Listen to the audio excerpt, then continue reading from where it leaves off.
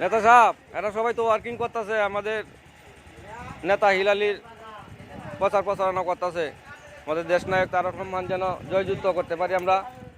তো আপনার কি মনোভাব, আপনার চিন্তা ধারণা কীরকম?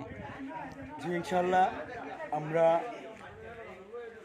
ঘরে ঘরে, প্রত্যেকের ঘরে ঘরে আমরা ওই বার্তা পৌঁছে দিচ্ছি, নির্বাচন অতি নিকটবর্তী।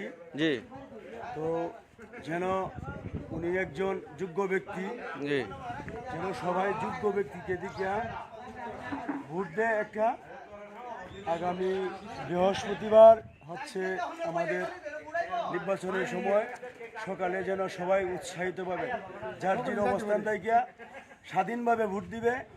এখানে সবাই, এখানে কোনো সমস্যা হবে না ইনশাল্লাহ। আমরা থাকবো সব সময় স্বাধীনভাবে, যাকে পছন্দ হয় তাকে ভোট দিবে ইনশাল্লাহ। ইনশাল্লাহ, ধন্যবাদ আপনাকে।